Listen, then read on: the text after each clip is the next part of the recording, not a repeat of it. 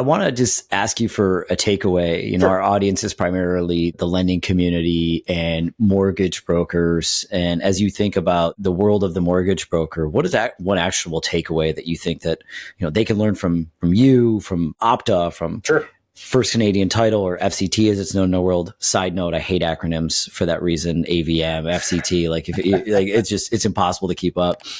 And now BrokerBot. Like, what should brokers take away from you? The mortgage brokers that I've worked with, the platforms that we've integrated into, I think a lot of mortgage brokers look at data as an unnecessary cost, whether it costs a few bucks. And, you know, there's a couple of different data providers where you can buy, you know, data on a property, depending on where you are in the country. But, you know, we've integrated into Newton Velocity and Scarlet Networks and a few others, and we have a few more that are coming.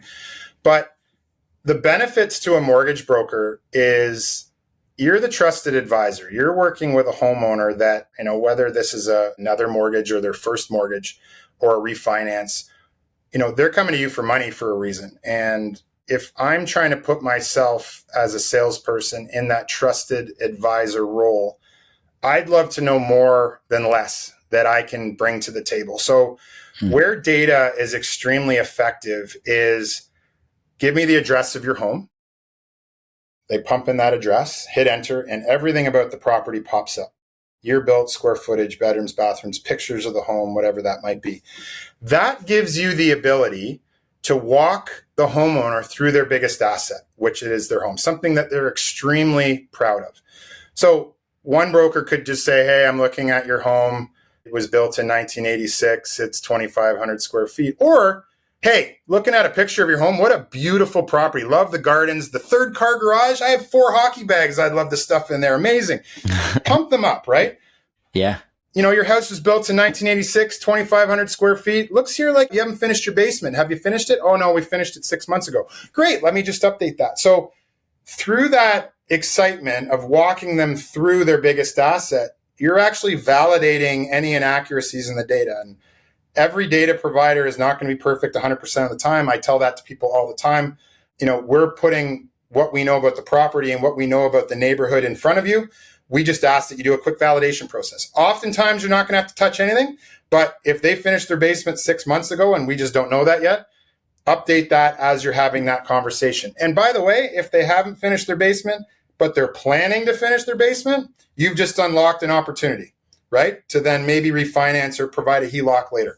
So these are things through data where you can learn more about not only their property, but you can learn about what their plans to do with that property. So after you've done that process, and oftentimes that integration will pre-fill your mortgage application for you.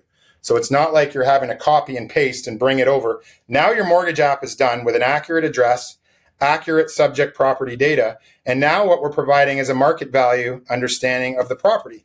Depending on where your deployment is, you could get a range or you could get a specific value. If I'm a mortgage broker, I'm not asking the homeowner, what's your house worth? And why I'm not doing that is I think many mortgage brokers, lenders, anyone that's been in this industry, if the declared value you put on the mortgage application is based on what the homeowner says, oftentimes it's inflated. And I'll use the example. Personal pride. Yeah. If my neighbor's house sold during COVID for 1.2 million, they don't have a finished basement, but I do. I'm going to think, well, their house sold 3 years ago for 1.2 million. I have a finished basement. Mine has to be by this point 1.5 million. So let's go with 1.5 million. Even if they're doing a HELOC and they have, loan to values, very small percentage, why are they trying to maximize that value even to one that's too high? So if we're giving the homeowner, or at least the mortgage broker, an idea of the value of the property, just like the property data, they can coach the homeowner through roughly what that value of the property is and give them a much better understanding of the true market value of today. So, hey, it looks here based on the profile of your home and the market in your neighborhood that your house is worth somewhere in the 1.5 million to 1.1 million. Can we start the process with that in mind? Sure. Okay, let's put 1.1 million in. So we put in 1.1 million. That mortgage application goes off to the underwriter. You've now provided the underwriter an accurate address, an accurate property data profile on the subject property for their application, and a much more accurate value of the home, in which case they can take that and make a much more educated decision. Many times, if the mortgage broker doesn't know something, they'll put in an asterisk. The most widely used postal code in all of the lending community in Canada happens to be Old St. Nick's HOH-OHO, if you didn't know. Many brokers pump in HOH-OHO or another postal code. Ask your underwriter how they feel about that, because I'm telling you what, that application is going to the bottom of the pile. They're sending an email back to you, and they're going to get back to that application when they have the time or when it comes to the top of the pile. So do yourself a favor, whether it's a couple bucks here, a couple bucks there, pull the data, pull some accurate information, and pull an accurate market value, because you're going to provide a better customer experience. You're going to get better reviews, a much more efficient workflow, and it's not going to waste your time. You can move on to the next one. You don't have to worry about that one that keeps coming back. Now, we go back to appraisals on this.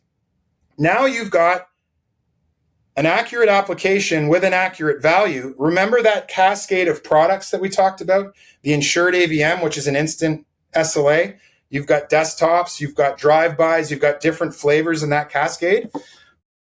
The only way that you're going to get that insured AVM, or one that is a faster SLA, is if all the data is correct.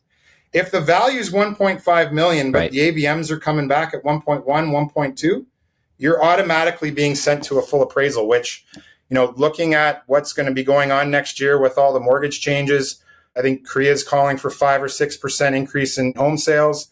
Cost of borrowing is coming down. So the appraisers, very similar to COVID, are going to be stretched for time again.